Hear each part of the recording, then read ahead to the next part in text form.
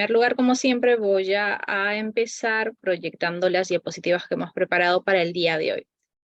Bien, colegas, amigos, todas las personas que se vienen conectando.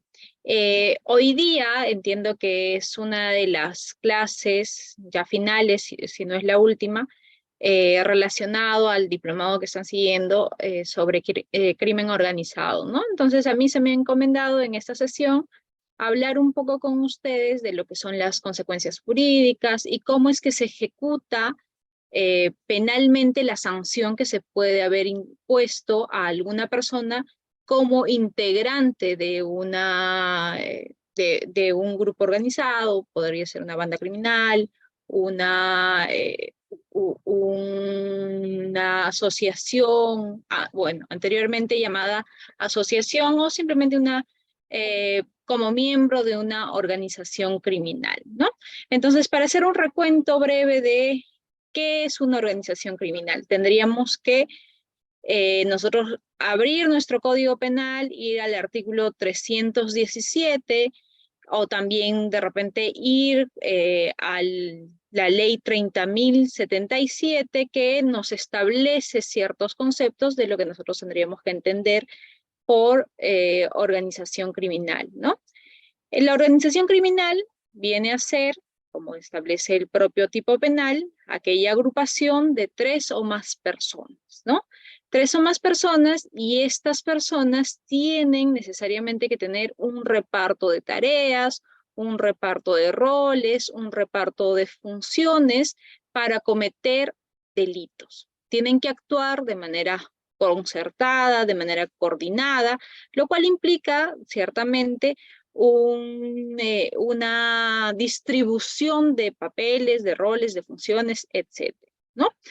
La organización criminal también puede tener, o tiene que tener, mejor dicho, en este caso, una estructura y un ámbito de acción. Una estructura, entendemos que tiene que tener un líder, tiene que tener de repente un brazo político o podría ser un brazo legal que se encarga de los temas legales, podría ser un brazo que se encarga de hacer el trabajo duro en el entendido de que se encarga de repente de secuestrar, extorsionar, de robar, etcétera. Otro brazo podría ser el encargado de realizar otro tipo de actividades delictivas para obtener ingresos, otro brazo podría encargarse incluso de lavar el dinero, etcétera, ¿no? Entonces estamos hablando de una especie digamos que de estructura compleja en la que tengan cada uno sus roles, sus papeles bien determinados, ¿no? Y también tiene que tener un ámbito de acción. ¿A qué es que se dedica esta organización criminal? De repente lo principal es, sé, que sean traficantes de terrenos y que posteriormente con el dinero se dediquen a lo que es la construcción. Podría ser un caso, ¿no? Tiene que ser estable y por tiempo indefinido. Esa es otra de las características que van a diferenciar el delito de organización criminal respecto de la banda criminal, como veremos más adelante, ¿no?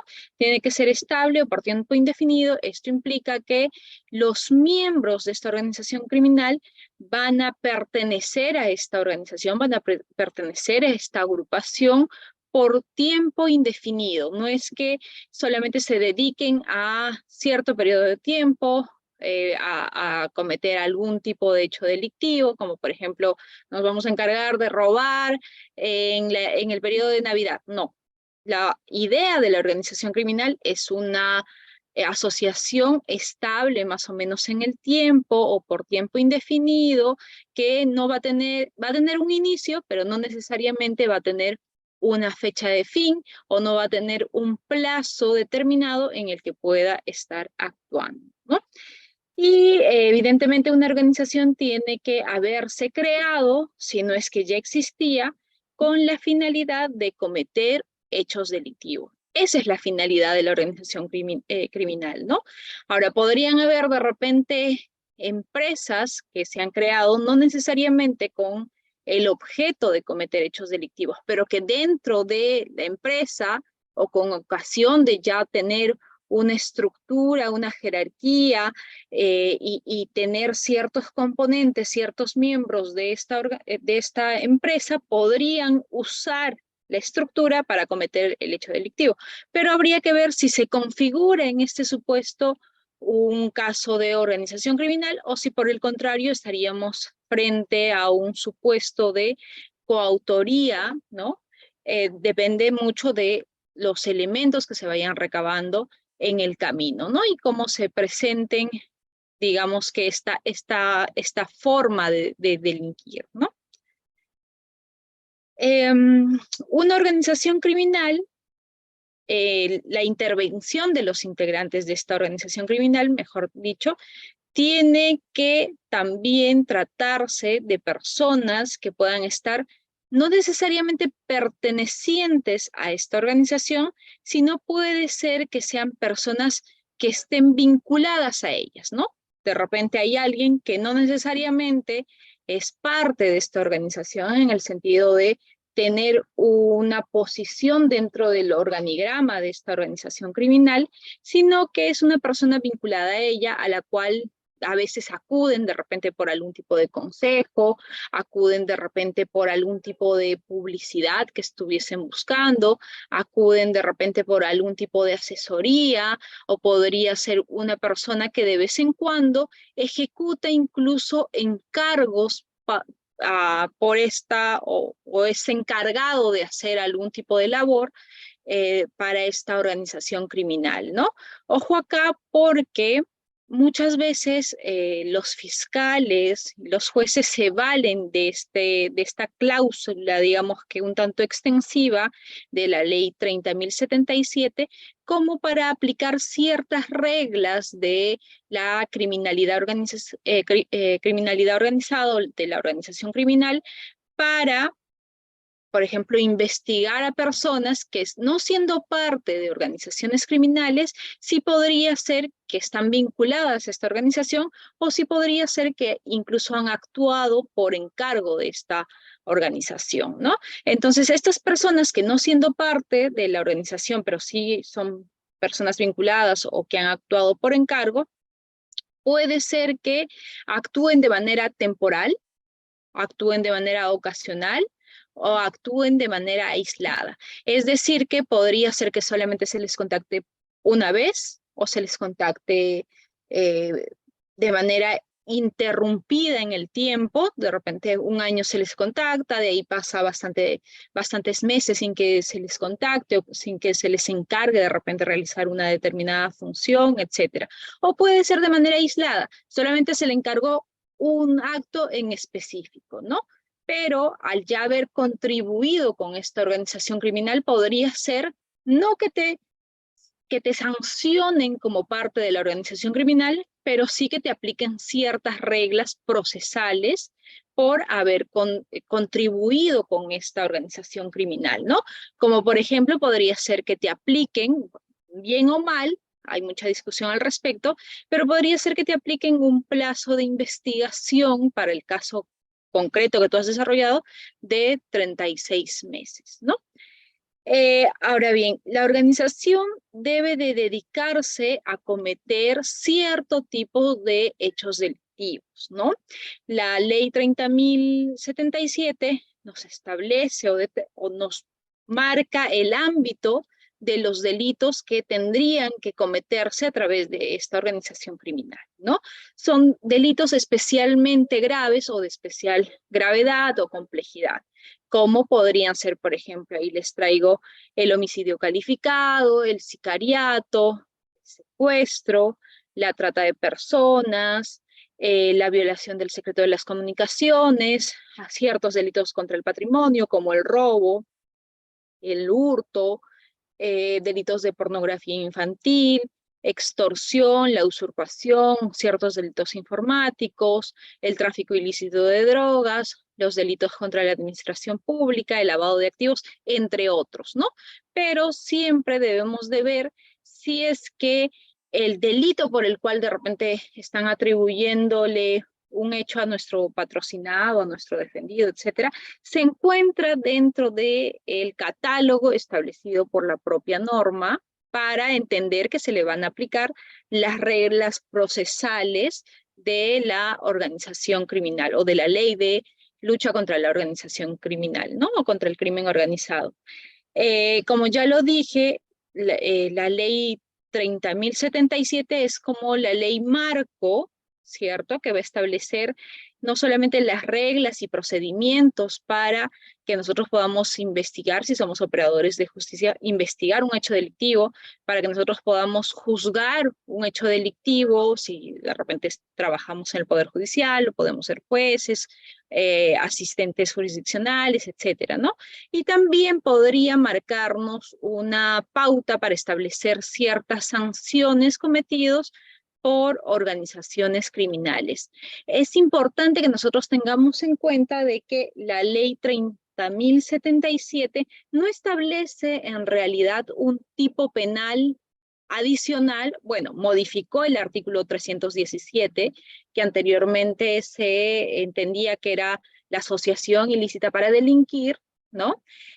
Pero no es que las reglas propiamente marquen otro delito adicional al artículo 317, que es el delito de organización criminal, ¿no? Solamente lo que van a hacer es delimitar cómo van a ser las reglas de juego para investigar esta clase de delitos, ¿no?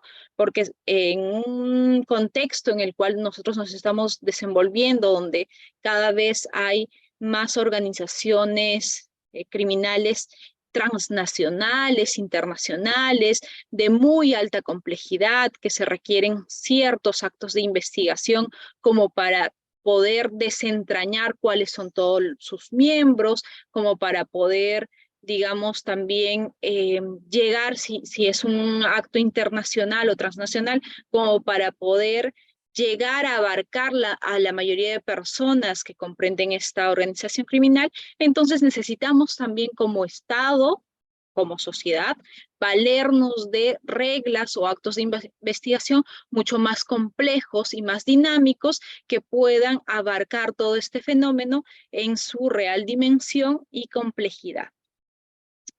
La ley 30.077 también nos establece, digamos que, un sistema especializado para tratar este tipo de delitos. Por eso es que existe una fiscalía especializada en crimen organizado, por eso es que existe también un juzgado especializado en crimen organizado, ¿no?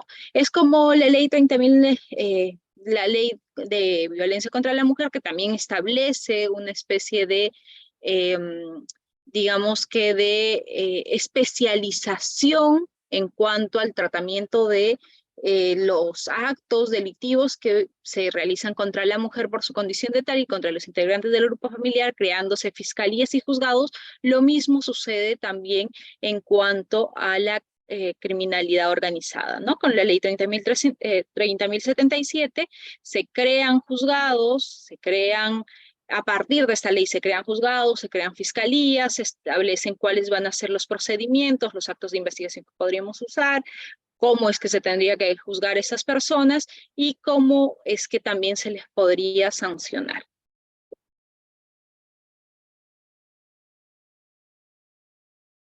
Clases de criminalidad.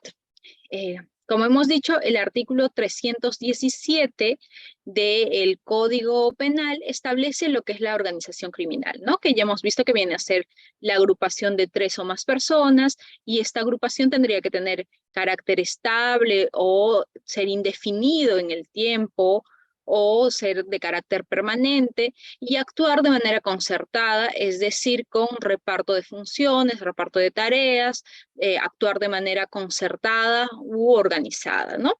Mientras que el artículo 317b regula lo que es la banda criminal, ¿no? Y nos dice que la banda criminal es la unión de 2 o más personas. Obsérvese acá que mientras organización tiene que ser necesariamente de 3 personas, la banda criminal tendría que ser una de 2 personas cuando menos, ¿no? Y de repente en la banda criminal, al ser un tipo penal subsidiario, no necesariamente se tendría que cumplir con los requisitos de permanencia en el tiempo o estabilidad, o no necesariamente se tendría que tener un reparto de funciones o una organización o una estructura, ¿no? Entonces, por eso es que el tipo penal nos dice que podría ser la unión de dos o más personas que sin cumplir con o tener alguna de las características de la organización criminal, sí tiene una finalidad de cometer delitos, ¿no? Cuando se incorporó el artículo o el delito de banda criminal en nuestro ordenamiento jurídico, hubieron una serie de cuestionamientos y también una serie de debates en el sentido de cómo se tenía que entender esto de no tener alguna de las características de la organización criminal. ¿A qué se refería en realidad eh, eh, la ley o el legislador al incorporar la banda criminal? Entonces, como habían ciertas dudas, incluso en los operadores de justicia, en los abogados, etcétera, la Corte Suprema emitió un acuerdo plenario, que es el acuerdo plenario 8/2019, ¿no? Y ahí, en uno de los párrafos interesantes de este acuerdo, se establece cuál es la diferencia entre banda y organización criminal. El acuerdo, el fundamento jurídico 20 nos dice que se debe destacar y precisar que la banda criminal es igualmente una estructura criminal, pero de menor complejidad organizativa que la que posee una organización criminal, que está regulada en el artículo 317, como dijimos, ¿no? Y que ejecuta un proyecto delictivo menos trascendente y propio de la delincuencia común urbana. La banda criminal, por tanto, no se dedica a activar y mantener negocios o economías ilegales. No es, pues, una organización criminal productiva, sino simplemente de despojo mayormente artesanal y violenta. Esto es, de aquellas que producen inseguridad ciudadana a través de su actuación en la comisión reiterada de robos, secuestros, extorsiones o actos de marcaje y sicariato. De allí que su número de integrantes puede ser reducido y su modus operandi suele ser rutinario y basado mayormente en la sorpresa y el asalto o en el empleo de medios violentos como la agresión física o la amenaza, ¿no? Entonces, lo que en pocas palabras nos está diciendo en este acuerdo plenario la Corte Suprema es que en realidad la banda criminal se usa para ciertos tipos de delitos, vamos a decirle, violentos, ¿no? O ciertos tipos de delitos que usualmente están aparejados con de repente el robo o un tipo de despojo mayormente artesanal, despojo violento, etcétera, ¿no? Mientras que lo que es la organización criminal se trata de estas organizaciones súper complejas, súper estructuradas, que incluso podrían activar y mantener negocios o economías ilegales, ¿no? Entonces, por eso es que hablamos de una estructura mucho más compleja que podría tener el brazo que se encarga de ejecutar el hecho delictivo en sí, como podría ser el tráfico de terrenos, posteriormente lavar este dinero e introducirlo, pese a ser un dinero maculado o un dinero proveniente de una actividad delictiva, introducirlo al ámbito legal o a la economía legal, ¿no? De repente a través de diversas empresas que se van formando, a través de diversas actividades económicas donde poco a poco se va introduciendo el dinero maculado, ¿no? Entonces, por un lado, las organizaciones criminales no van a ser fácilmente detectables, ¿no? Por su misma complejidad, por su misma estructura, porque se tratan de eh, cierto tipo de estructuras que en realidad tratan de activar y mantener negocios, ¿no?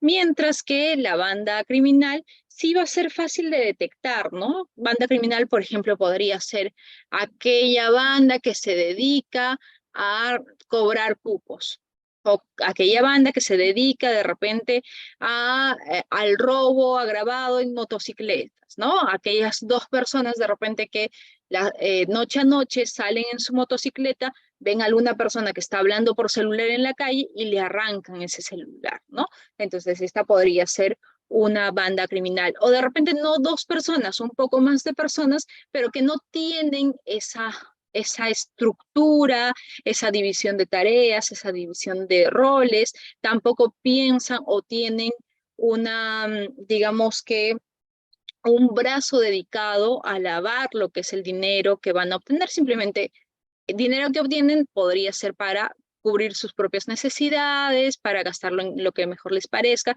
pero no es que vean o conciban a esta organización como un mecanismo para hacer dinero, que eso es lo que prácticamente nos está diciendo el acuerdo plenario, que es una organización criminal, ¿no? Entonces, esto básicamente son las diferencias que ha establecido el Acuerdo Plenario 8/2019. Ahora bien, ¿por qué es que se introdujo el tema de la banda criminal? Porque muchas veces la Policía Nacional del Perú, el Ministerio del Interior, también hubieron una serie de propuestas y hubieron también una serie de quejas en el sentido de que muchas veces lograban desarticular ciertas organizaciones, pero llevándolos a juicio no podían acreditar todos los componentes de una organización criminal, ¿no? Entonces, muchas veces, si bien se podía sancionar a los responsables por robo agravado, por extorsión, por secuestro, etcétera, sin embargo, no se les podía atribuir el delito de organización criminal porque se trataban, como decíamos, de agrupaciones menos complejas que en realidad solamente se dedicaban al despojo artesanal o a este tipo de violencia, digamos, o podríamos llamar también artesanal, ¿no? Entonces, como quedan en impunidad estas asociaciones o estos grupos, es que por iniciativa del Ministerio del Interior, por iniciativa de la Policía Nacional del Perú, es que se agrega el delito de banda criminal, ¿no? Como una estructura mucho menos compleja, dedicada solamente a cierto tipo de hechos delictivos. Ahora bien, veamos lo que son las agravantes especiales que ha establecido la ley 30.077, ¿no? La ley 30.077 nos dice que el juez penal puede, dependiendo de una serie de características que lo vamos a ver un poco más adelante, podría agravar la pena que se le va a aplicar a una determinada persona que es miembro de esta organización criminal, incluso por encima del máximo legal. Si no sé, la pena establecía para el delito, un X delito, establecía una pena de 10 a 15 años, el juez podría, dependiendo de ciertas circunstancias, ¿no? Incluso aumentar esta pena en un tercio, siempre y cuando no se superase los 35 años, ¿no? ¿Y cuándo es que se va a aplicar estas agravantes especiales o para qué tipo de personas se podría aplicar esta agravante de un tercio por encima del máximo legal? Primero, para aquel líder, jefe, cabecilla o para quien ejerce funciones de administración, dirección y supervisión. Es decir, para,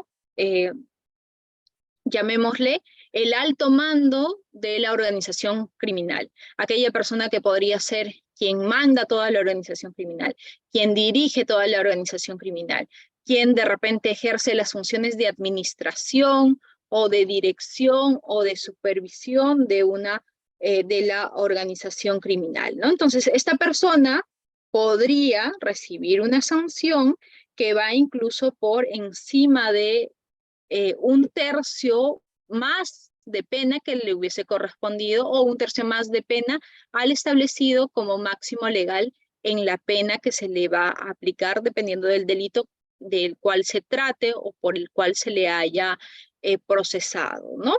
Y es lógico que se tienda a reprimir con una sanción mucho más grave a aquella persona que es la cabeza de toda esta organización, ¿no? Se supone que la persona que tiene el dominio de toda la estructura y es quien dispone qué es lo que se tendría que hacer o qué es lo que tendrían que hacer los miembros de esta organización, ¿no?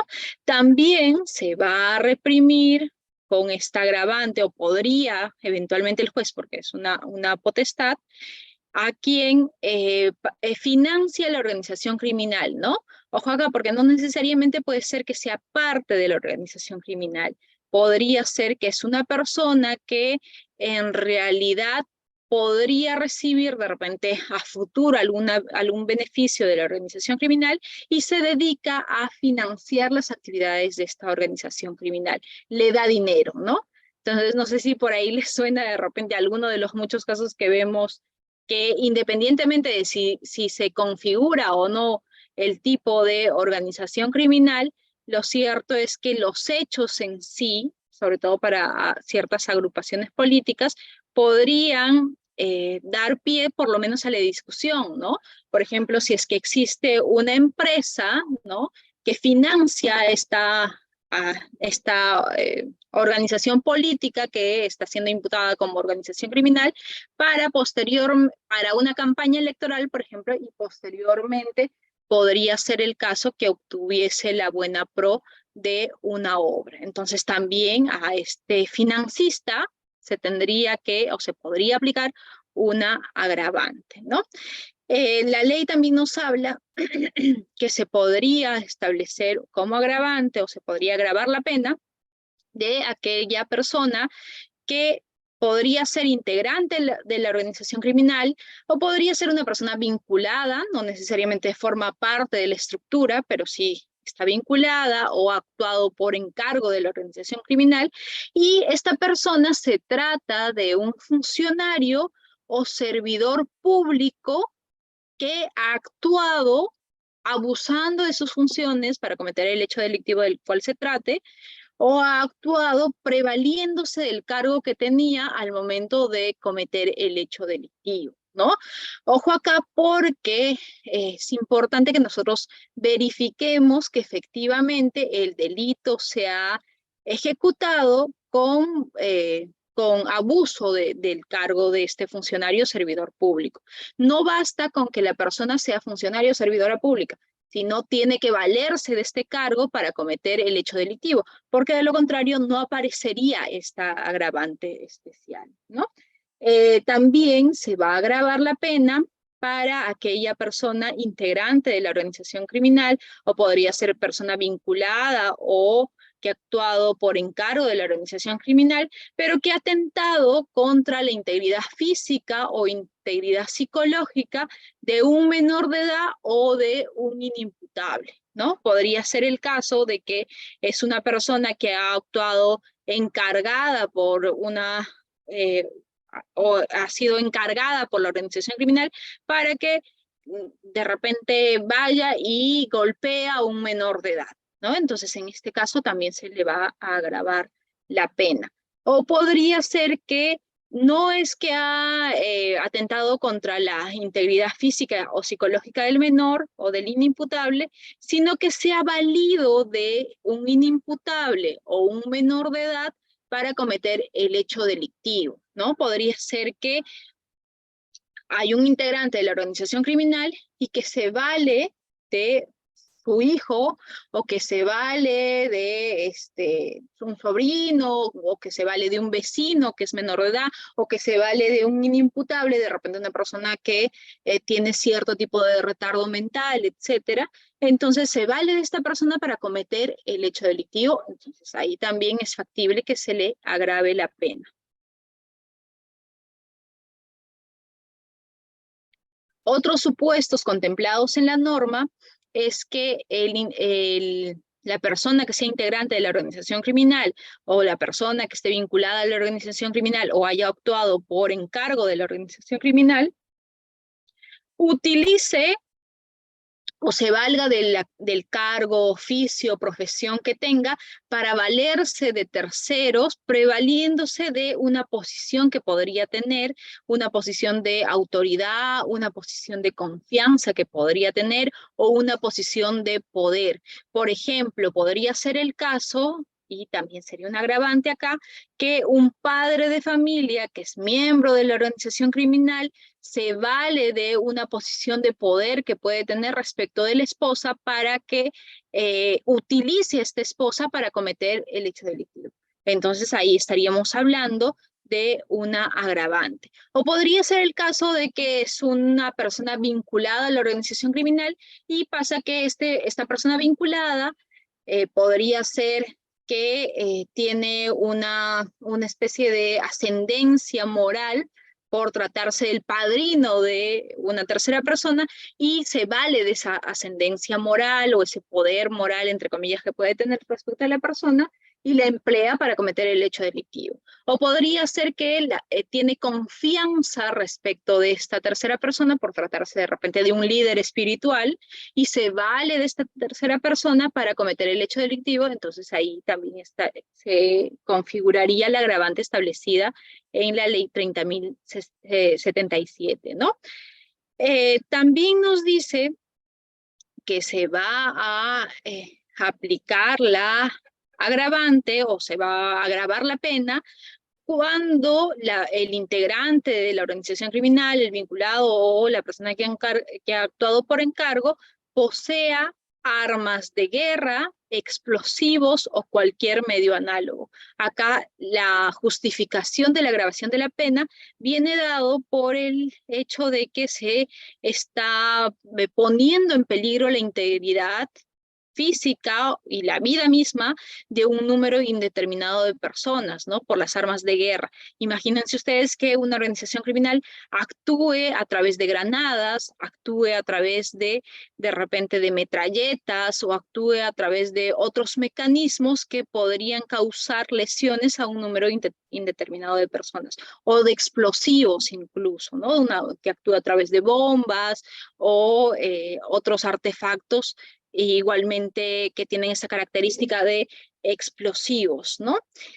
O podría ser el caso de que la persona actúe, ya sea como integrante, vinculado o por encargo de la organización, pero que comete el delito en un establecimiento penitencial donde se encuentra recluido.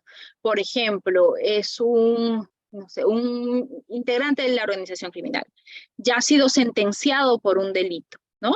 Y la organización le manda asesinar a un miembro de la propia organización criminal o de repente a un miembro de otra organización criminal, pero lo mandan a asesinar porque los dos se encuentran recluidos en el penal.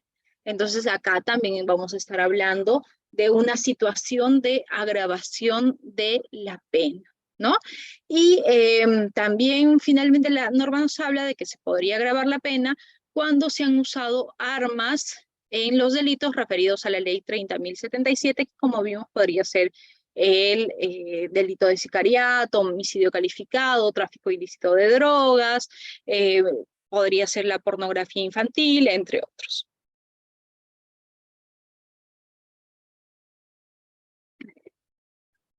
Un comentario especial, ¿no? Las agravantes especiales, las que hemos citado, o las agravantes, la agravación de la pena en ciertos sujetos, miembros de la organización criminal o que han actuado vinculados o están vinculados a esta organización criminal, o puede ser que hayan actuado por encargo de la organización criminal, no se van a aplicar si es que ya se encuentran como agravantes en el tipo penal del cual se tratasen. Esto por un principio de no sancionar dos veces a una persona por un mismo hecho, ¿no?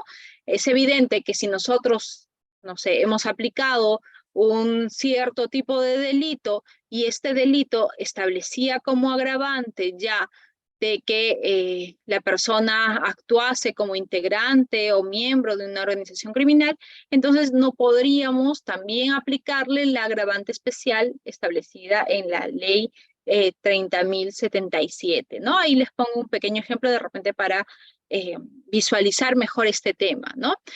Pablo actúa por encargo de una organización criminal para matar al hijo de un político que viene luchando contra la criminalidad. Para lograr su objetivo, Pablo se vale de su sobrino. El sobrino, entre paréntesis, tiene 15 años. Quien ingresó a la fiesta, a una fiesta, donde se encontraba el hijo del político y le inyectó una sustancia potente que acabó con su vida, ¿no? Entonces, de acuerdo a las agravantes que nosotros hemos visto, se tendría que agravar la pena porque acá la persona o quien ha actuado por encargo de la organización criminal está actuando a través de un menor de edad, ¿no? Está empleando a un menor de edad. Entonces acá ya se sobreentiende que la norma ha tratado de proteger a estas personas especialmente vulnerables como son los inimputables y como son los menores de edad, ¿no? Pero si yo soy el operador de justicia y yo he aplicado el delito de sicariato agravado que está regulado en el artículo 100C, inciso 1 del Código Penal, que establece una cadena perpetua, es evidente que ya no tendría por qué de nuevo aplicar otra agravante especial, ¿no? Es más, si ya se ha impuesto la máxima sanción que contempla el Código Penal, que es de cadena perpetua, no existe, por lo menos en nuestro sistema jurídico, una sumatoria más allá de la cadena perpetua. No es como en Estados Unidos, por ejemplo, que se le pueden poner 4, 5, 6 cadenas perpetuas a una persona, ¿no? Simplemente acá se le aplica la cadena perpetua. Y lo mismo sucedería si de repente la pena es menor, ¿no? La pena de repente se establece que tiene que ser unos 20 años, ¿no? Y ya se le ha aplicado la agravante en este caso porque el propio tipo penal regulado en el Código Penal establece que si, por ejemplo, se actuase a través de un inimputable, se le agrave la pena, entonces ya no puedo después ir a la ley 30.077 para volver a aplicar otra agravante por la misma circunstancia o por el mismo suceso, ¿no? Ahí es donde encontramos lo que es el principio del non bis in idem, que es no dos veces por el mismo suceso, ¿no? Y esto no solamente se aplica para el hecho principal, sino también se aplica para agravantes. No me pueden a mí sancionar dos veces por una misma circunstancia agravante.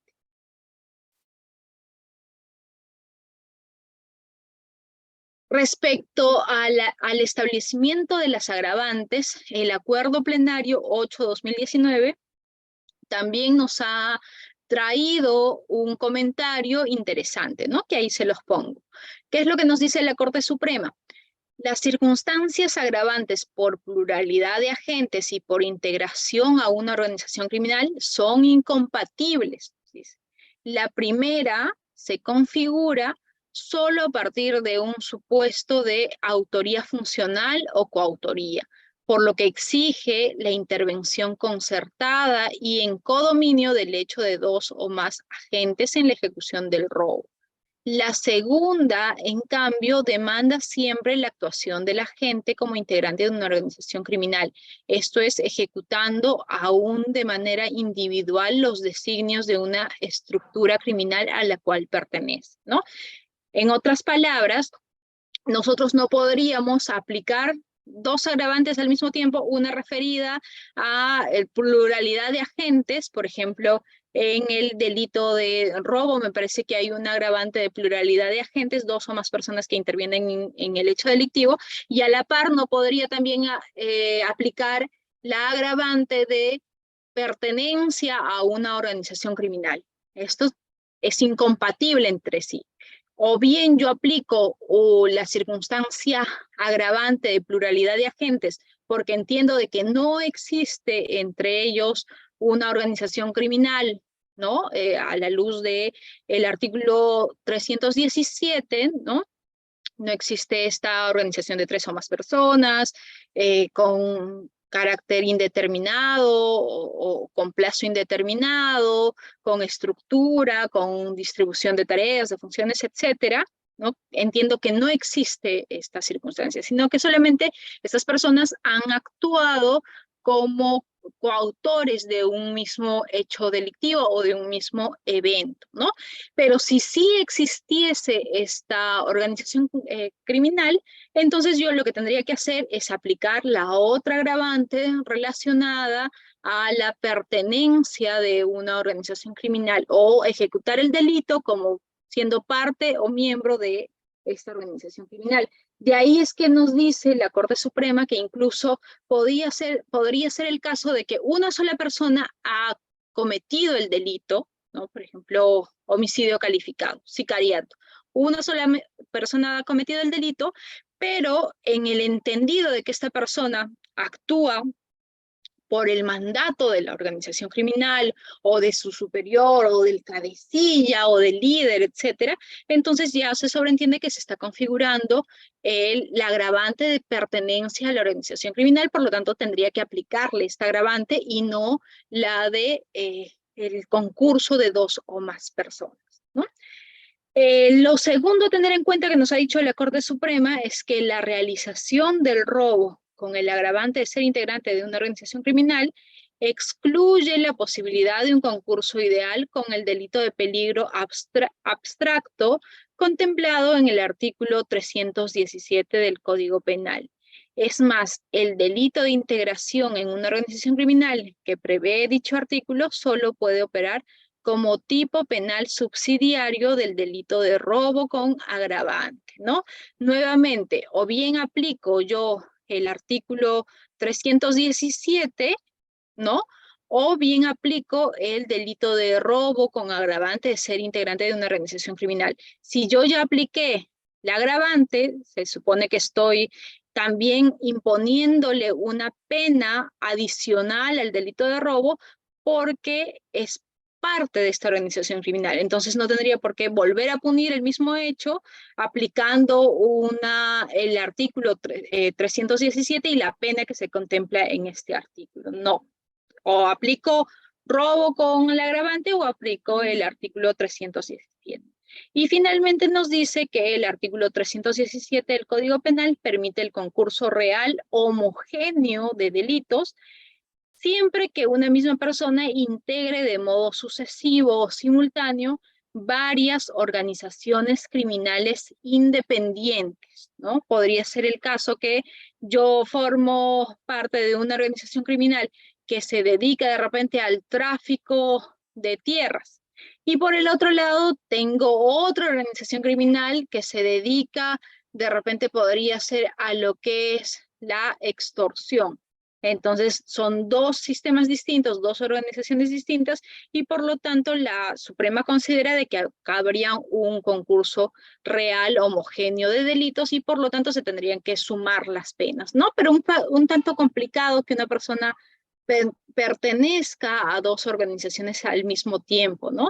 Usualmente pertenecen solamente a una y es más, forman una especie de enemistad o forman una especie de conflicto con otras organizaciones criminales, ¿no? Difícil encontrar una persona que forme parte al mismo tiempo de varias organizaciones, pero podría darse en la realidad.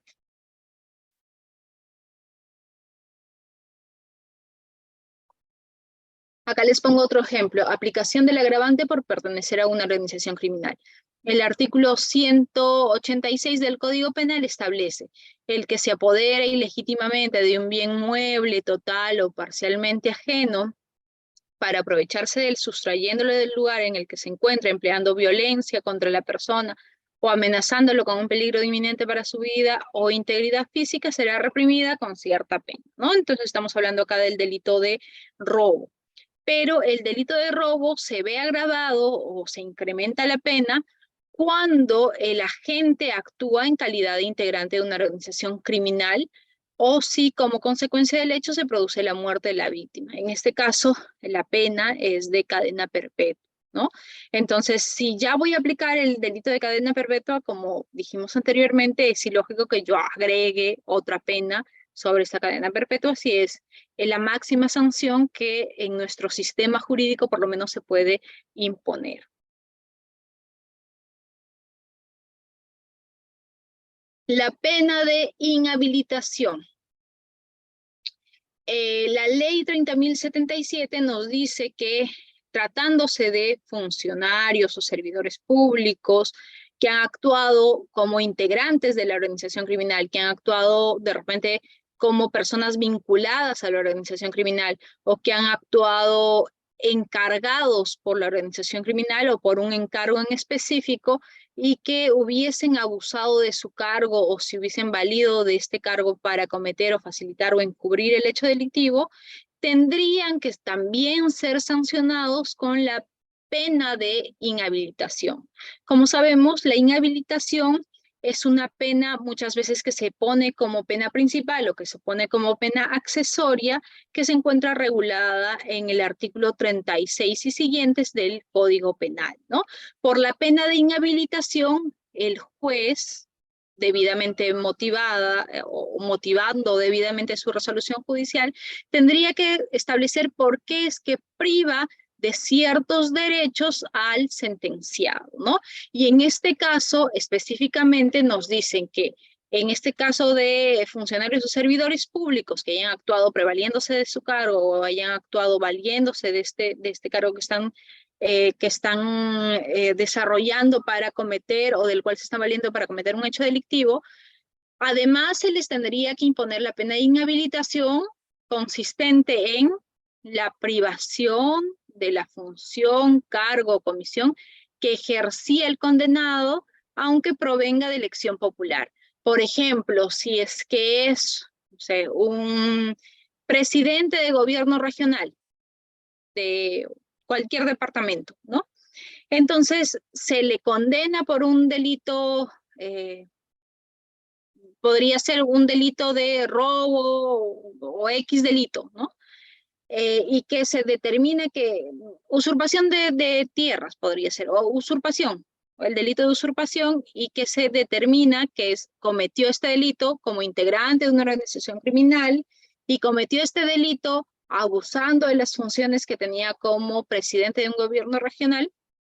Entonces, en este caso, se le tendría que aplicar la pena de inhabilitación consistente en la privación del cargo que venía desempeñando, así este cargo incluso provenga de la elección popular. No sirve de nada, no es, digamos que un mecanismo de salvaguarda, por llamarlo de alguna manera, el que yo haya sido elegido por la población para ocupar un determinado cargo. Si es que yo finalmente he cometido un hecho delictivo y se me establece una pena de inhabilitación, se me puede sacar tranquilamente de el cargo, ¿no? Y también se le podría imponer la pena de inhabilitación en el sentido de que se le incapacita o se le impide obtener otro mandato, otro cargo, otro empleo o comisión de carácter público, ¿no? Es decir, por ejemplo, se le impone una pena privativa de libertad de 10 años, vamos a poner. Entonces, también el juez le tendría que imponer por el mismo tiempo, la sanción de inhabilitación para impedirle ocupar cargos o empleos o comisiones de carácter público, ¿no? Es una sanción que se le impone a esta persona porque además de haber lesionado diversos bienes jurídicos, se sobreentiende que también ha defraudado a la propia administración pública, ha defraudado las funciones que se le habían encomendado como servidor o funcionario público y ha causado un perjuicio a la administración pública en el entendido de que esta administración no se ha podido desarrollar como tendría que haber sido, ¿no? Ha faltado sus deberes de lealtad para con el cargo que se le había designado o que se le había nombrado o para el cual se le había elegido.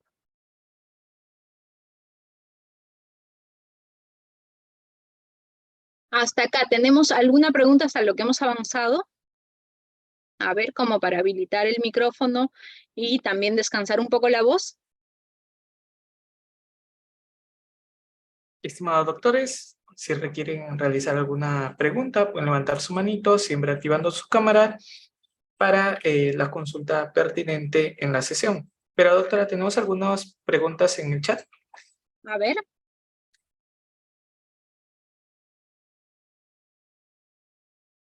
Mm,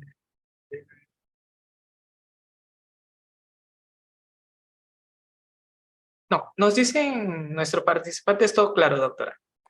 Puede continuar. Correcto, acá leo un comentario más que una pregunta, ¿no?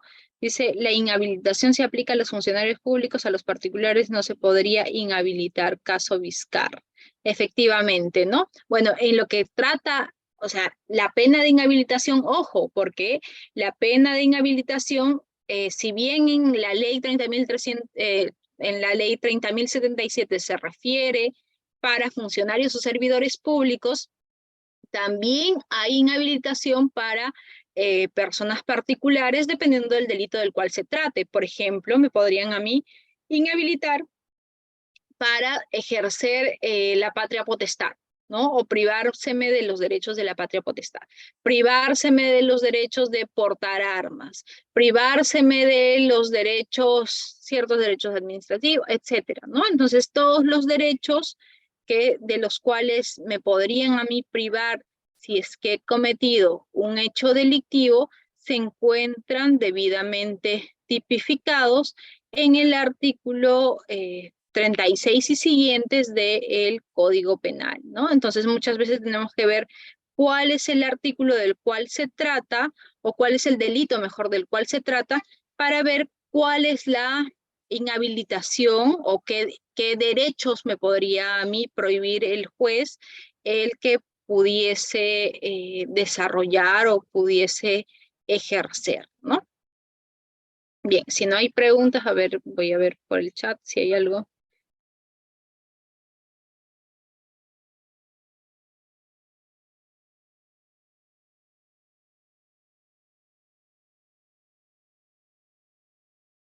Creo que sí están haciendo varias preguntas por el chat, pero nadie se anima a hablar, ¿no? En todo caso, vamos a dejar las preguntas escritas para el final de la clase y avanzamos un poco más con las diapositivas, ¿no? Ya, lo que sigue, ya hemos visto la inhabilitación, son las consecuencias accesorias para las personas jurídicas, ¿no? ¿Qué es lo que sucede? Como hemos visto, una organización criminal es una estructura compleja que muchas veces incluso se podría valer de una persona jurídica o podría crear personas jurídicas para que se inserte en el tráfico legal, ¿no? O en la economía legal, fondos provenientes de las actividades delictivas o fondos provenientes de los propios hechos ilícitos cometidos por la organización, ¿no? Podría ser que la organización tenga un brazo dedicado al lavado de activos, ¿no? Entonces, en este caso en el que se observe de que hay una empresa que ha sido utilizada o que ha sido creada para facilitar o para favorecer o para encubrir la comisión de ciertos hechos delictivos propios de la organización criminal, entonces en este caso se podría eventualmente aplicar ciertas consecuencias accesorias, ¿no? Se podría aplicar en la actividad de una persona jurídica que ha cometido un delito vinculado a la organización criminal, ¿no?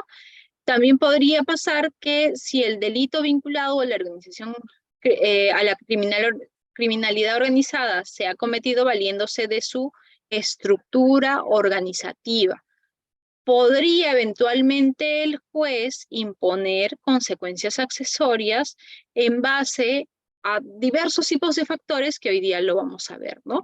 Por ejemplo, tendría que ver cuál es la gravedad del hecho en sí. ¿Qué tan grave es este suceso? ¿Qué tan grave ha sido la participación de la persona jurídica en los hechos? ¿Cuál es la naturaleza? ¿A qué se dedicaba de repente la organización criminal? ¿Cuál es la relevancia que ha tenido la persona jurídica en toda esta estructura o en todo este modus operandi de la organización criminal? ¿Cuáles son las características de la organización criminal, entre otros? Todos estos factores se tienen que tomar en cuenta al momento de establecer si se aplica o no consecuencias accesorias para las personas jurídicas, ¿no? es evidente que el juez penal tiene que tener en cuenta o tomar en cuenta una serie de criterios. El primer criterio que tendría que tener en cuenta es si la consecuencia accesoria que va a imponer a la persona jurídica sirve para prevenir que se siga utilizando a la persona jurídica o no en ciertos delitos, ¿no? Si va a servir para como mecanismo de prevención, pues tendría que ver qué consecuencia es acorde a esta prevención. Sí, podría ser el caso también de que el juez tenga que analizar cuál es la modalidad que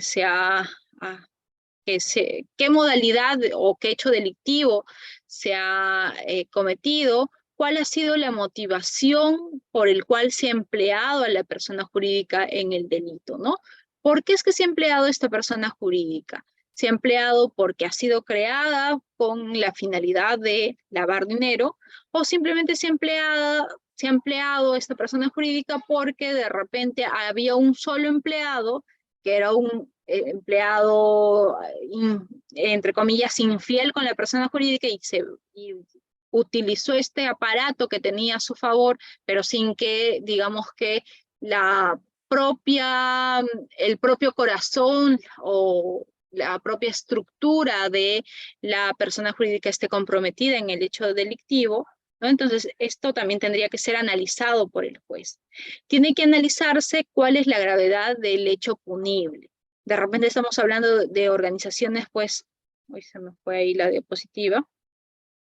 De repente estamos hablando de organizaciones que han cometido una serie de delitos sumamente graves, ¿no? Estamos hablando de sicariato, extorsión, estamos hablando de secuestros, etcétera, ¿no? Entonces ya estamos hablando de delitos que son mucho más execrables y que por lo tanto tendría que sancionarse o imponerse una consecuencia accesoria a la persona jurídica. Tenemos que ver cuál ha sido la extensión del daño que se ha causado, ¿no? De repente han sido un sinnúmero de agraviados, tráfico de terrenos, un sinnúmero de agraviados, muchas comunidades campesinas, personas de repente que debido a la ignorancia podría ser que firmaron documentos y al final se dieron los terrenos a terceras personas que eran miembros de la organización criminal. Esta organización vendió estos terrenos, después constituyó otras empresas, etcétera, ¿no? Tiene que verse la extensión del daño, cuál ha sido el daño que se ha ocasionado, a quiénes se ha ocasionado el daño, o la extensión incluso del peligro que se podría haber producido. Tiene que verse cuál es el beneficio económico que ha obtenido la persona jurídica por la comisión del hecho delictivo. Claro, no es lo mismo que una persona jurídica, veamos que de repente es una persona jurídica próspera, de repente una de las mejores empresas en el país, y nos damos cuenta de que su solvencia económica, la estabilidad, su crecimiento, en realidad se debía a la obtención de dinero proveniente de la organización criminal o por ciertas actividades delictivas que había realizado para la organización criminal, que nos demos cuenta que en realidad ni siquiera ha obtenido de repente beneficio económico alguno, simplemente que se ha empleado esta estructura ya formada de la propia empresa como para captar a terceras personas. Podría ser el caso, ¿no? También se tendría que tener en cuenta si es que la persona jurídica o los representantes o los apoderados de la persona jurídica de repente han han reparado el daño de manera espontánea. Eso también podría ser tomado en cuenta para de repente aplicar una consecuencia accesoria que no sea necesariamente la más gravosa. O podría ser el caso de que en realidad la persona jurídica, su finalidad era de no cometer hechos delictivos, sino tenía otro tipo de finalidad. Había sido formada efectivamente dentro del ámbito de la legalidad, al inicio se había dedicado a ciertas actividades económicas y posteriormente sí había sido aprehendida por ciertas personas que se valieron del entramado para formar una asociación criminal o una organización criminal, ¿no? Entonces, en este caso hay que ver cuál es la finalidad real que tiene la persona jurídica, cuáles son las actividades que viene desarrollando la persona jurídica, puede ser que ni siquiera realice actividades, de repente podría ser una empresa solamente de fachada, que se dedica a lavar activos, ¿no? Que de repente existe una otra empresa, ¿no? Que ha suscrito un contrato, podría ser con algún gobierno regional, algún gobierno municipal, en el que señala que va a realizar ciertas obras y que para estas obras va a emplear a una tercera persona jurídica. Pero resulta que esta tercera persona jurídica en realidad ni siquiera tiene actividades propias, ¿no? Sino que es una empresa solamente de fachada, como para que se le pueda pagar y hacer ver a la municipalidad que se ha incurrido en ciertos gastos. Podría ser el caso, ¿no? Entonces hay que ver la finalidad de la persona jurídica, cuáles son las actividades que ha realizado la persona jurídica, cuáles son los recursos que tiene la persona jurídica, si cuenta o no con recursos, o cuáles incluso son los establecimientos que puede tener. No es lo mismo que estemos hablando de una empresa que es una empresa a gran escala, que tiene varios establecimientos, que puede demostrar que efectivamente es una empresa que se dedicaba a cierta actividad lícita, a cierta actividad económica, que solamente estamos hablando de una persona jurídica que tenía un solo establecimiento, que ni siquiera puede acreditar que tenga 3 o más empleados o 4 empleados, simplemente que pareciese que fuese de fachada.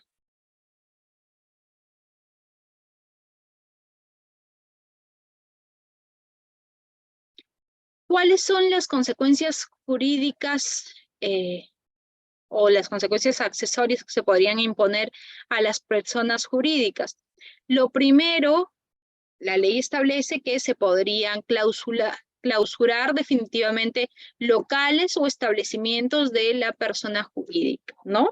Si de repente tenía un local que estaba operando, tenía su sede principal en Lima, pero tenía una sucursal en provincia, y en esta provincia se determinó de que se había valido administrador de esta sucursal de la persona jurídica para cometer algún hecho delictivo por encargo de la organización criminal, de una organización criminal X, entonces ahí podríamos hablar de la clausura de este establecimiento o de este local o de esta sucursal, ¿no?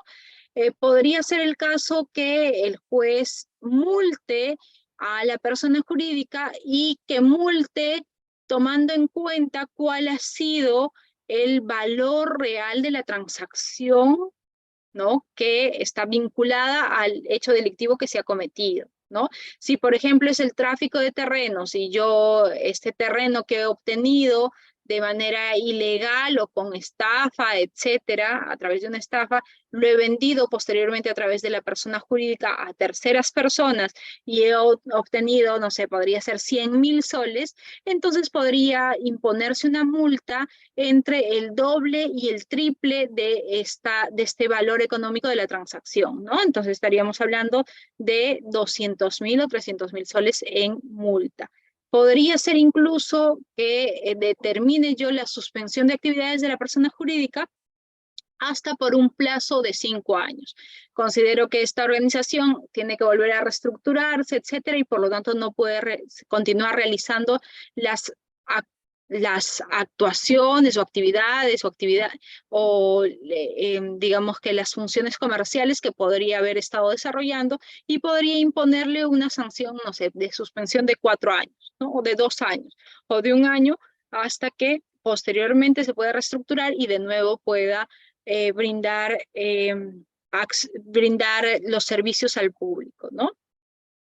Podría ser que le prohíba a la persona jurídica realizar actividades de la misma naturaleza o relacionadas al delito. Si, por ejemplo, era una inmobiliaria que estaba siendo empleada por una organización criminal para el tráfico de terrenos, entonces podría ser que yo le prohíba que se siga dedicando a este rubro de compra y venta de terrenos, ¿no? Con lo cual incluso tendrían que cambiar de objeto social o si tenían varios objetos sociales o tenían varios rubros en los cuales se dedicaba o en los cuales se desenvolvía, podría ser que solamente supriman el hecho de funcionar para la compraventa de terrenos, ¿no?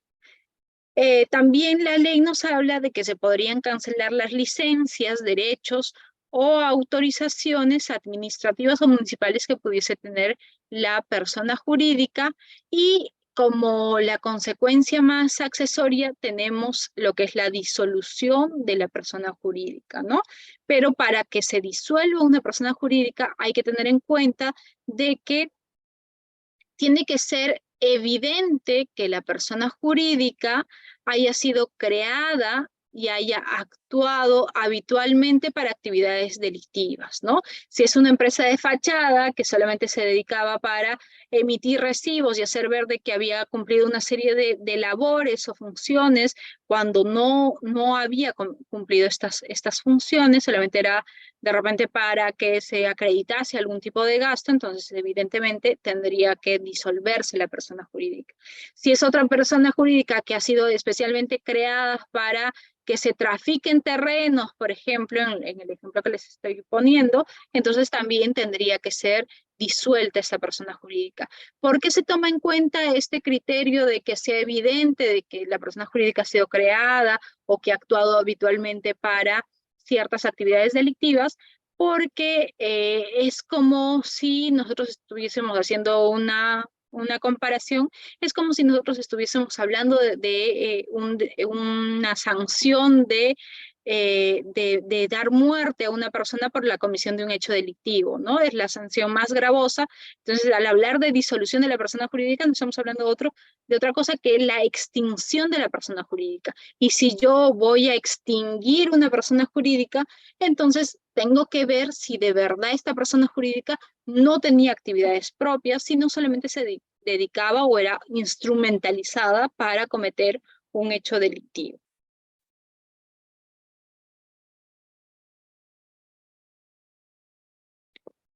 Beneficios penitenciarios. A ver, voy a abrir el chat de repente para ver si es que hay alguna pregunta hasta acá.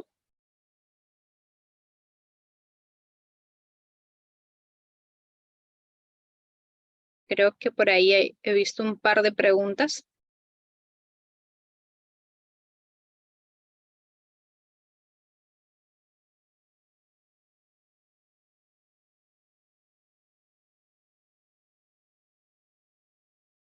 Por ahí Jorge Ríos nos pone, estos agravantes necesitan la comisión de delitos que el tipo penal no exige en su comisión. Es razonable su configuración típica como agravantes. Nos pone, a ver, no entiendo mucho el sentido de la pregunta. ¿Estos agravantes necesitan la comisión de delitos que el tipo penal no exige en su comisión? Entiendo de que te refieres a que no estén establecidas como agravantes propiamente en el tipo penal, pero que nosotros podríamos aplicar la ley 30.077 como para aplicar la agravante. Efectivamente tendría que ser así, ¿no?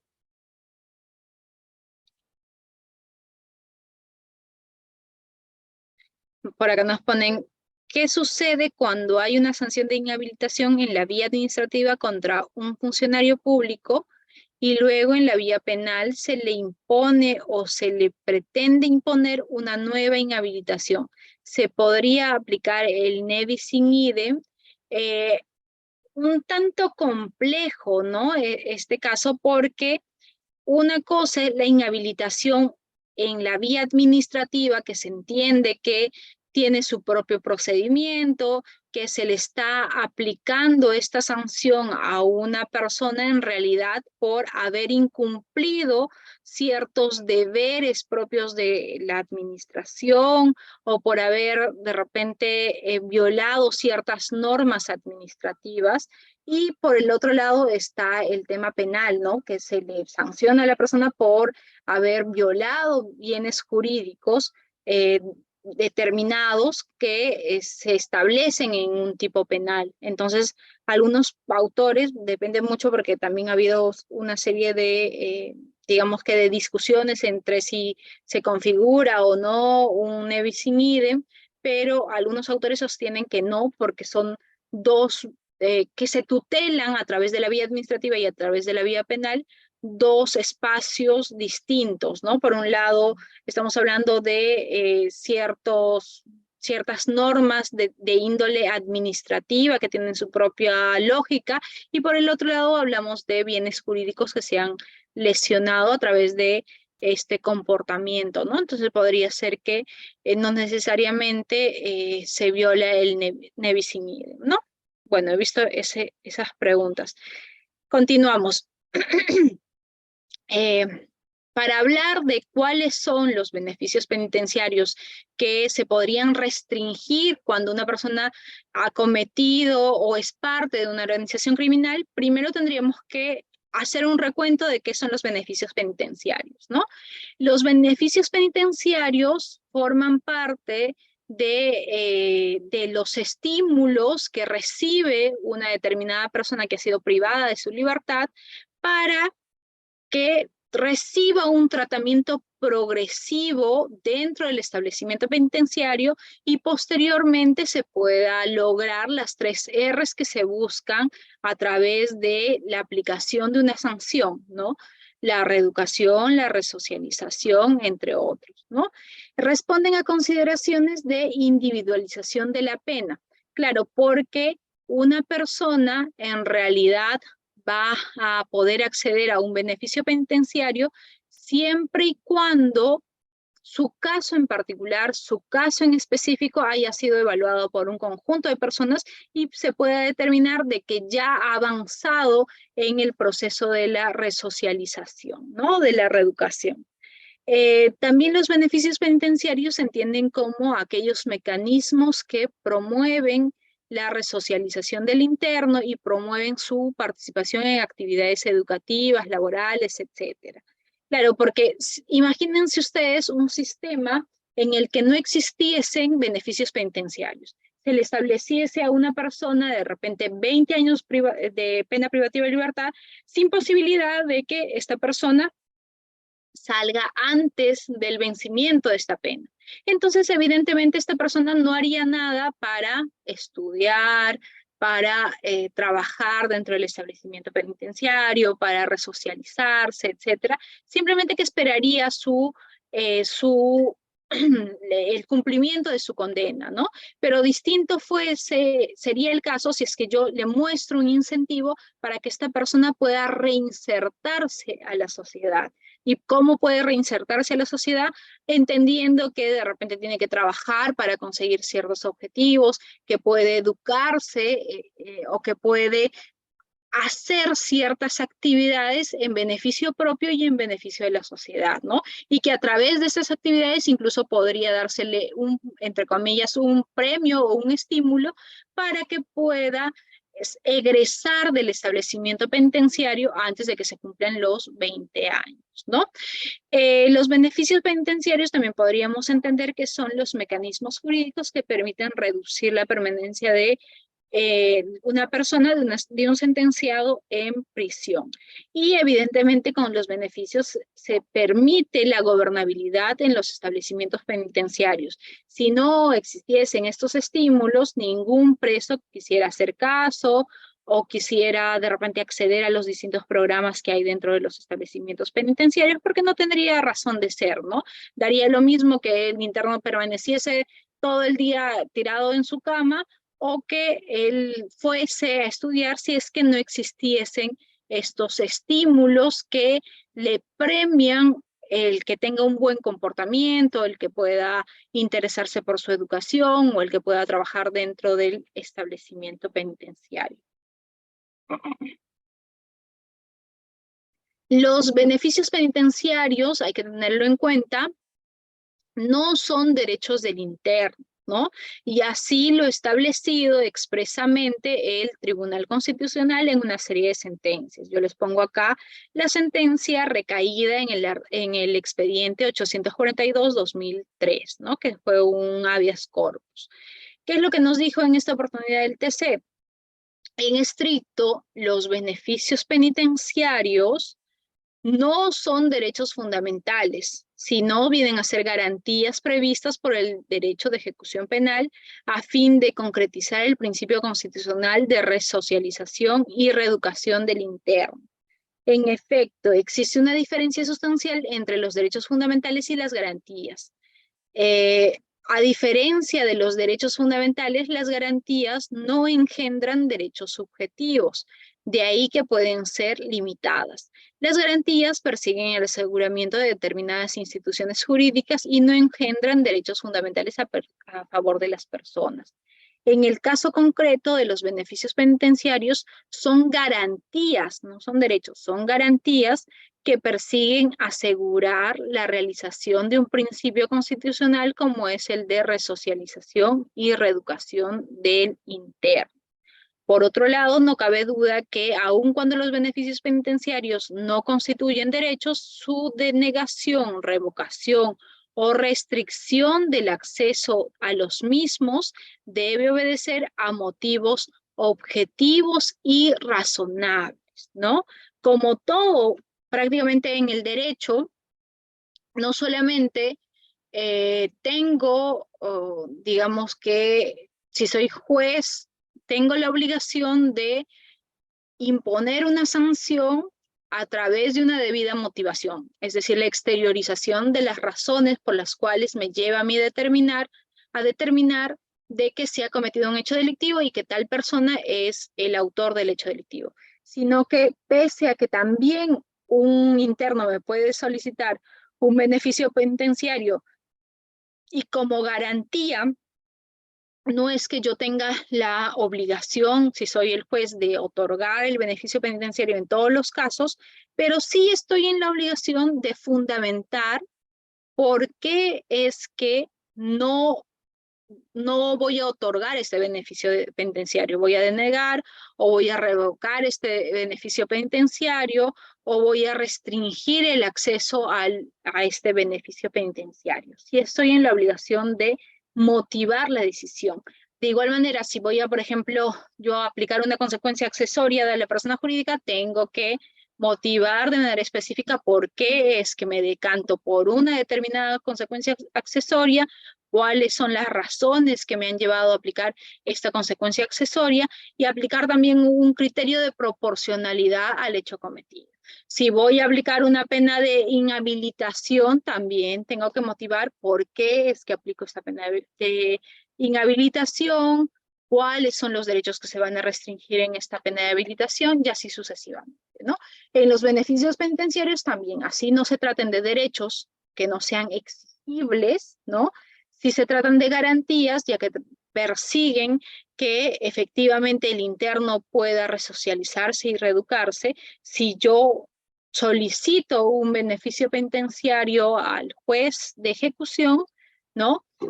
Yo tendría que esperar de parte del juez que me diga por qué, si me lo da, a buena hora, ¿no? Pero también se tendría, si soy de repente la víctima del interno, ¿no?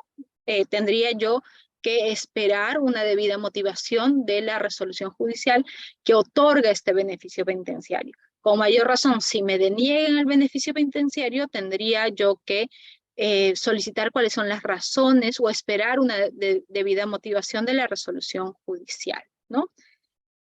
Para hablar de establecimientos penitenciarios, mejor dicho, para hablar de lo que son los beneficios penitenciarios, tengo necesariamente que hacer referencia a lo que son las clases de establecimientos penitenciarios, ¿no?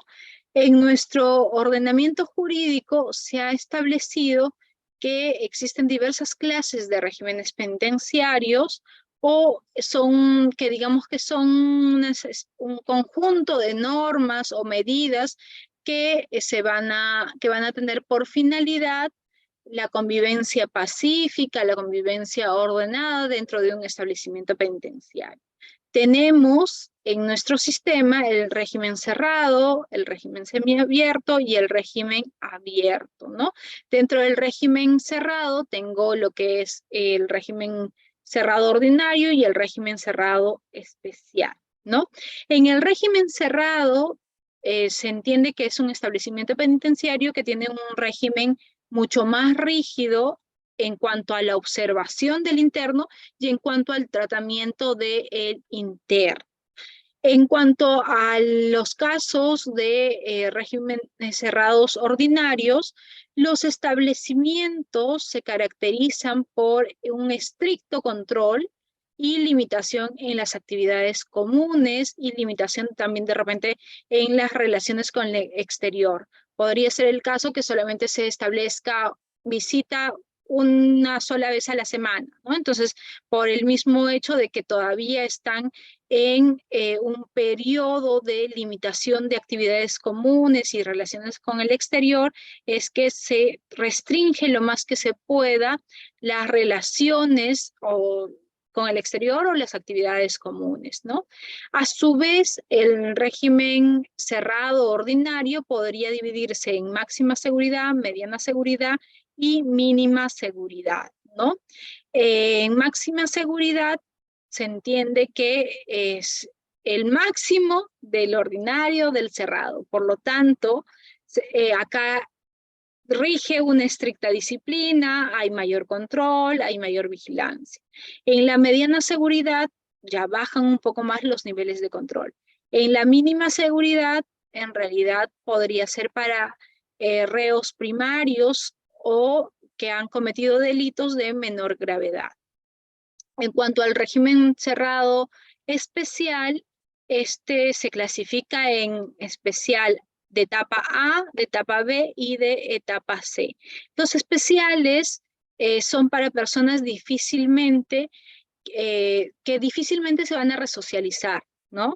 Esos establecimientos son destinados al interno que ha sido sentenciado y que se ha determinado que es de difícil adaptación.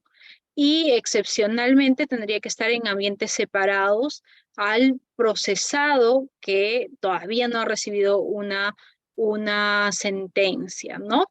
Y en cuanto al régimen semiabierto, se sobreentiende que es cuando el interno ya ha pasado por cierto nivel de resocialización, ha recibido clases, ha trabajado, etcétera, y ha avanzado en este proceso de resocialización, de tal manera que puede realizar ya otro tipo de actividades, se le permite realizar otro tipo de actividades. En este régimen semiabierto se caracteriza porque el interno va a tener una mayor libertad en cuanto a las actividades comunes que pueda tener, en la relación con los familiares, en de repente otras actividades recreativas propias que se van a desarrollar dentro del establecimiento penitenciario, ¿no? Y en esta etapa ya se va a fomentar una estrecha relación con la familia, con la sociedad o mayores actividades recreativas, ¿no? Y el régimen abierto finalmente son aquellas personas o es el sistema que se aplica para aquellas personas que ya están exentos de vigilancia armada. El interno podría desarrollarse en condiciones similares, no idénticos, pero sí similares a la vida en libertad, y podría incluso los internos desarrollar actividades sobre la base de la confianza, ¿no? Entonces, ¿para qué es importante que nosotros veamos todos estas clases de establecimientos penitenciarios? Para ver en cuándo es que se aplica un beneficio penitenciario de liberación condicional o de semilibertad, ¿no? Existen diversas clases de beneficios penitenciarios. Por ejemplo, podría estar o está regulado en nuestro Código de Ejecución Penal el permiso de salida, que es cuando el interno de repente podría darse un permiso excepcional de 72 horas frente al nacimiento de un hijo o cuando necesita realizar ciertas actividades de carácter personal y que no puede hacerse representar como una tercera persona, entonces se le puede dar este permiso de salida. Podríamos hablar de la redención de la pena cuando se le descuentan días de la sentencia que ha recibido el interno a consecuencia o a raíz de que este interno ha trabajado o estudiado y de tal manera que de repente 2, 3, 4 días podrían servir, o dependiendo del delito del cual se trata también, podría servir como para reducir el periodo efectivo que va a estar dentro del establecimiento penitenciario. También podríamos hablar de la semilibertad, la liberación condicional, que lo vamos a ver más específicamente adelante. Podríamos hablar de la visita íntima, que es la visita conyugal propiamente dicha, que se podría dar entre el interno, el sentenciado y su pareja, que podría ser su esposa o podría ser una persona con la que tenga una unión de hecho o la pareja en sí, ¿no? O quien, con quien tenga una relación sentimental. Y podrían ser otros beneficios penitenciarios como estímulos o recompensas, por ejemplo, autorizaciones para trabajar en horas extraordinarias, labores auxiliares en la administración penitenciaria, entre otros. Ahora bien, los requisitos para la semilibertad. Lo primero que se exige en la semilibertad es que la persona ya haya cumplido una tercera parte de la condena. Si estaba sentenciado a 9 años de pena privativa de libertad, se sobreentiende que ya ha cumplido 3 años de pena privativa de libertad.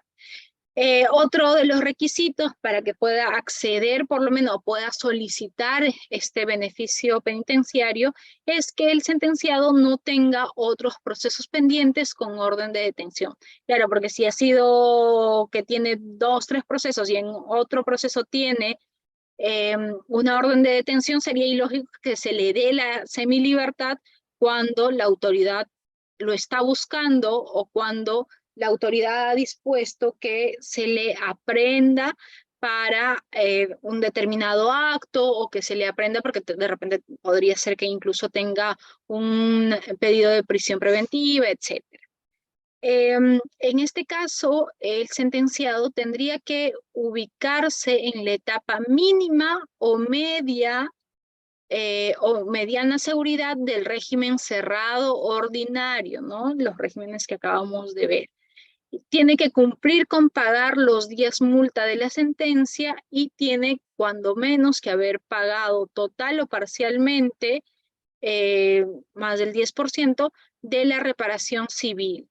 El interno tiene que garantizar, si es que no ha cumplido con pagar la totalidad de la reparación civil, tiene que garantizar que efectivamente va a cumplir con pagar la totalidad de la reparación civil. Si yo cumplo estos requisitos, podría acceder, podría solicitar, no acceder, sino solicitar la semilibertad.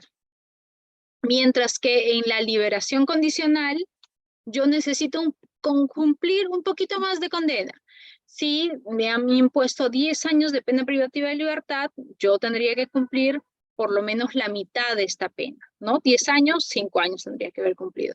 De igual manera, no tendría que tener procesos con mandato de detención, tendría que encontrarme en una etapa mínima o media o máxima seguridad del régimen cerrado ordinario, tendría que haber pagado los días multa y tendría que haber cumplido con pagar total o parcialmente más del 10% de la reparación civil y el interno tiene que garantizar, si es que no ha cumplido el pago de la reparación civil, tiene que garantizar que va a cumplir con pagar la totalidad que se le ha impuesto en la sentencia, ¿no?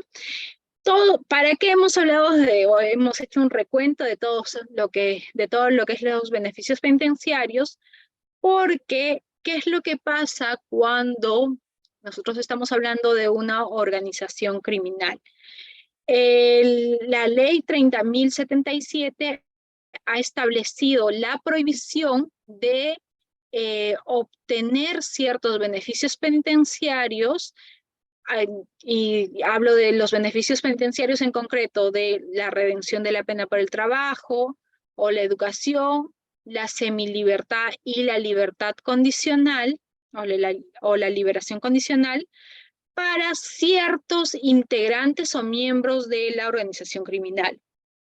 Por ejemplo, no podrían acceder a estos beneficios penitenciarios el líder, el jefe, cabecilla, para quien o la persona que ejercía funciones de administración, dirección y supervisión en la organización criminal, ¿no?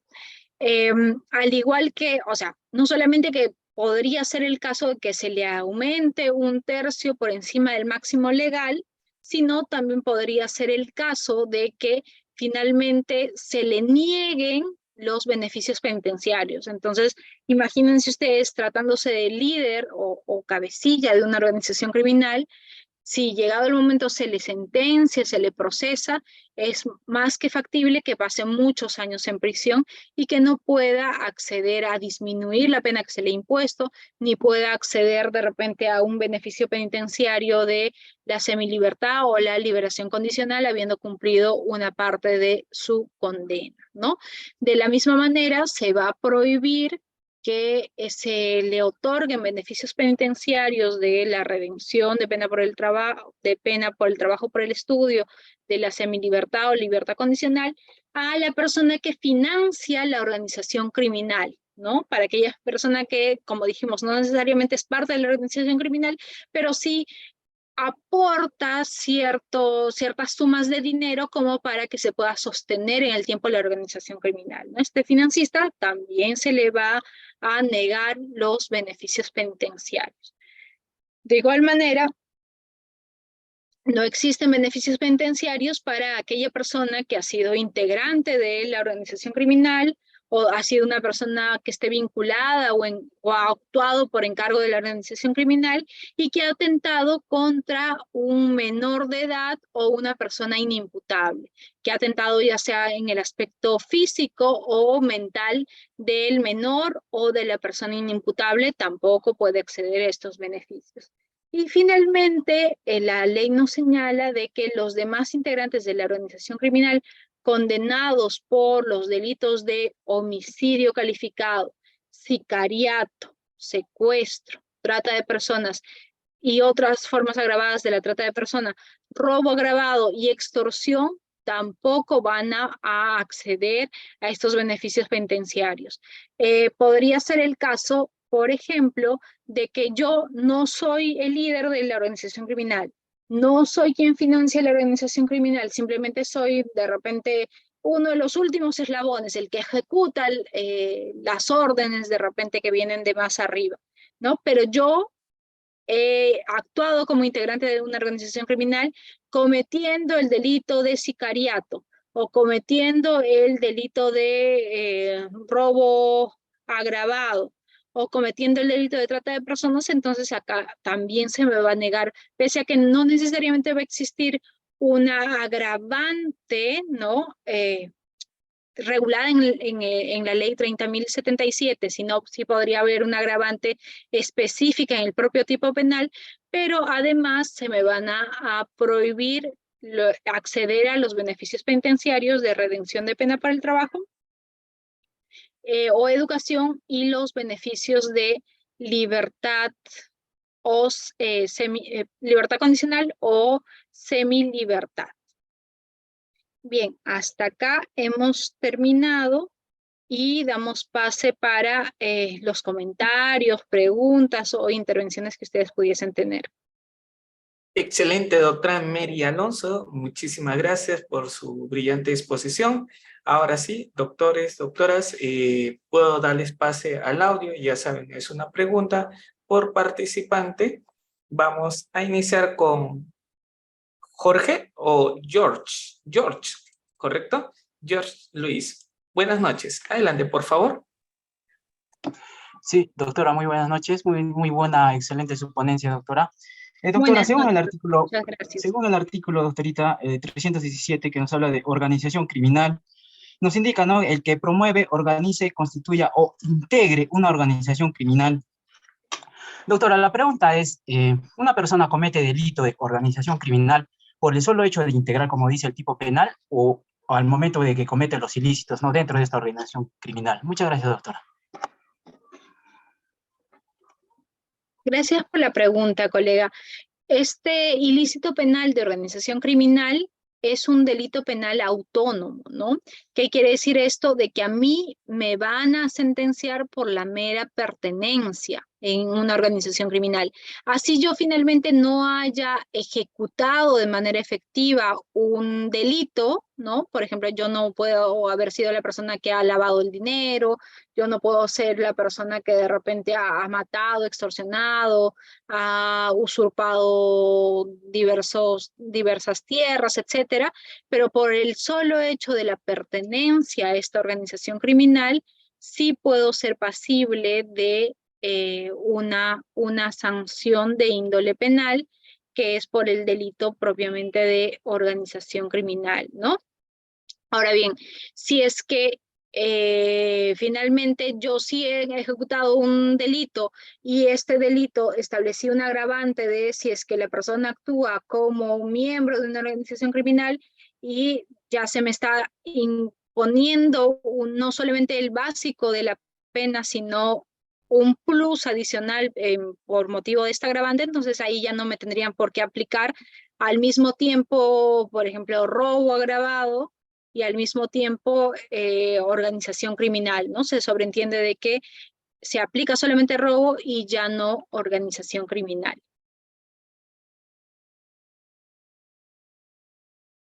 Excelente, doctora. Estimado Robert, ¿no se te puede visualizar, por favor, tu cámara?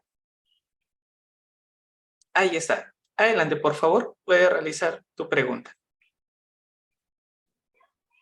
Doctora, buenas noches.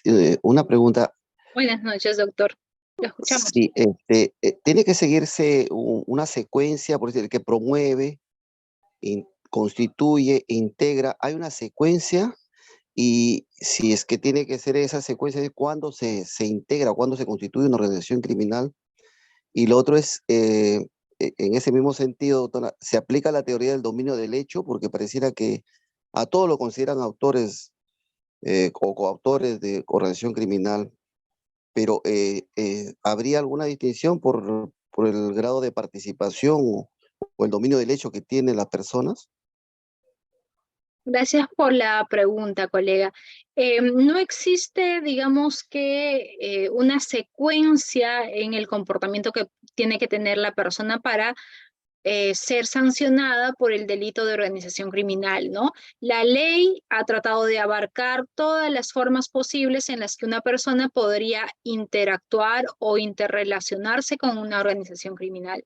Por eso es que nos dice que se va a sancionar no solamente a quien integre, es decir, forma parte de la estructura, y por lo tanto cuando el fiscal nos impute el delito, tendría que decirnos en qué parte de la estructura está este integrante de la organización criminal, sino también se va a sancionar finalmente a aquella persona que sin integrarlo se ha promovido. De repente ha buscado que se cree esta organización criminal o ha buscado contactar a dos personas para que ellos puedan formar una organización criminal o ha organizado esta organización criminal o ha constituido y después de repente solamente constituyó y después ya no formó parte de la organización criminal, ¿no?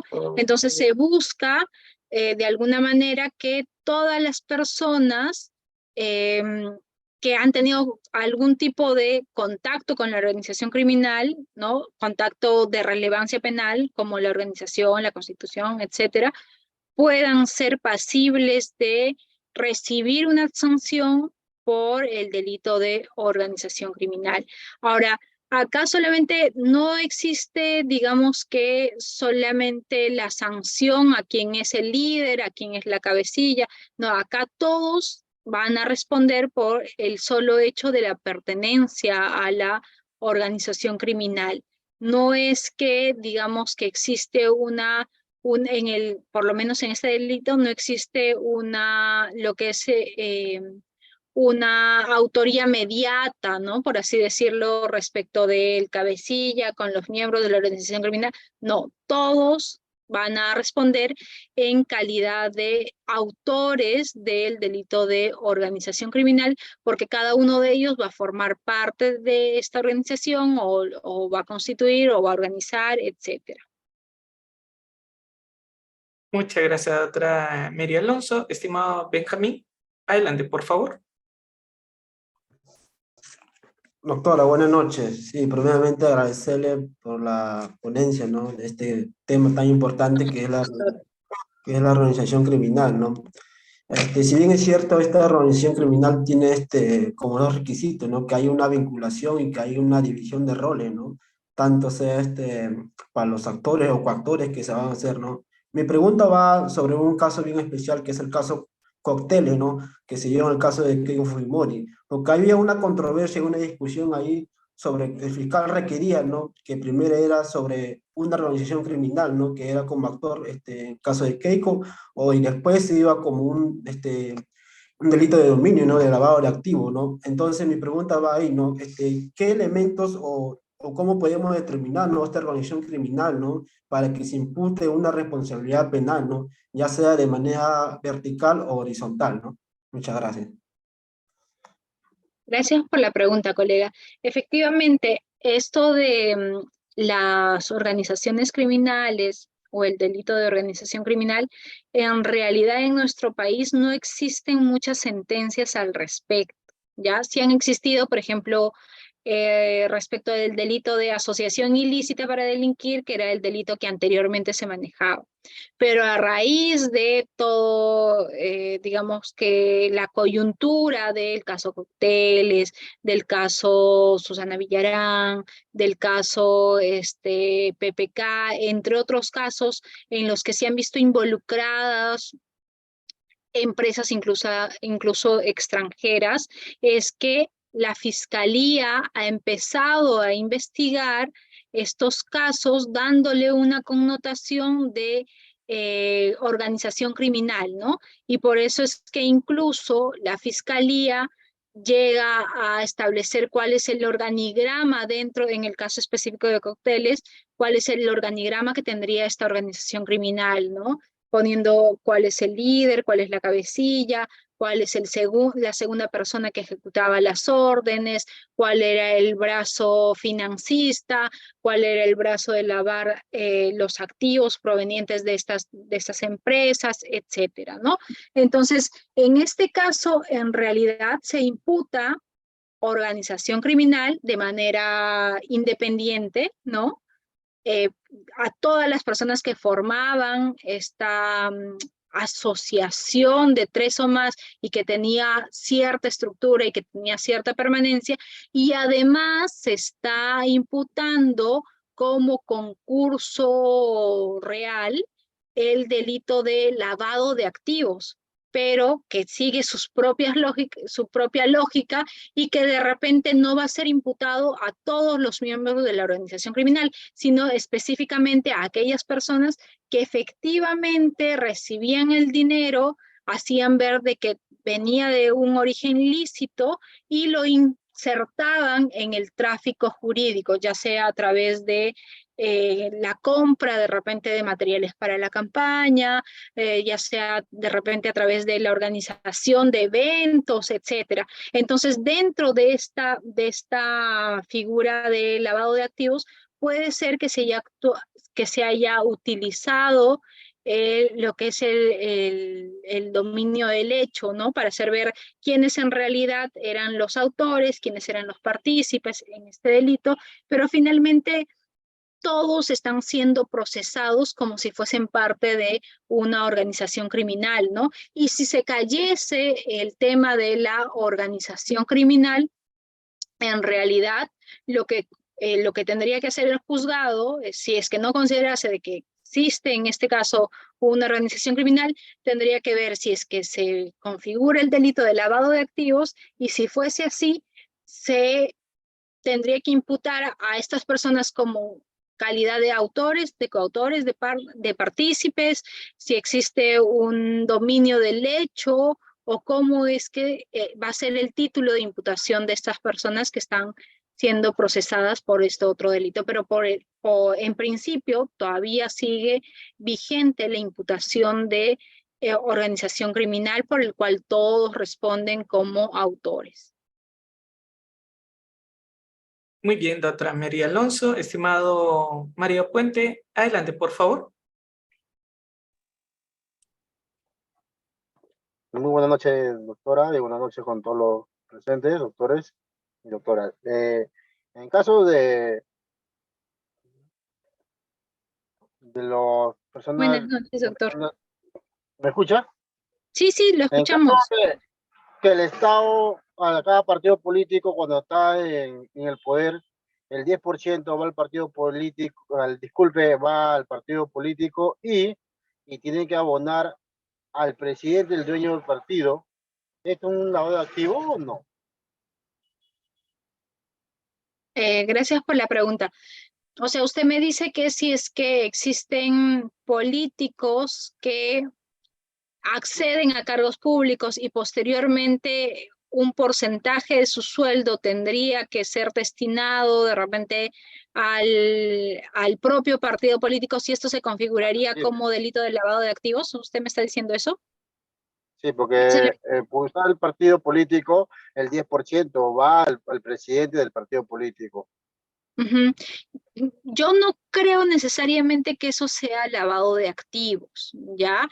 Si es que hubiese imperado un acuerdo de voluntades libres y espontánea de las personas, ¿no? Si yo me comprometo voluntariamente a dar el 10% para el partido o para el líder del partido político, en realidad, primero que estoy obteniendo dinero de manera lícita, porque yo estoy obteniendo este dinero por el desempeño de las funciones que puedo estar desarrollando como congresista, como gobernador regional, como alcalde, etcétera, ¿no? Entonces, hay un origen lícito, por lo tanto, ya no podría hablar de blanqueamiento de un capital, ¿no?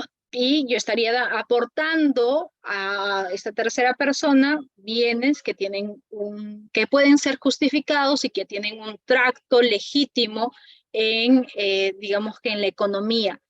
Pero si es que a mí se me obliga, ya no como una cuestión voluntaria, sino se me obliga a aportar sí o sí, porque, no sé, podría ser que me están coaccionando con sacar algún escándalo mío, o yo soy algún trabajador y en realidad mi superior a mí me obliga a darle una parte de su sueldo, entonces ahí sí estoy hablando de la comisión de un hecho delictivo, que podría ser de repente el delito de coacción o de repente otro delito contra la administración pública, etcétera. Entonces la persona que se ha valido de su cargo de poder para recibir o mocharle el sueldo a esos trabajadores de manera ilícita y de manera coaccionada, que posteriormente recibe el dinero y lo emplea en otras actividades, e intenta irse de viaje,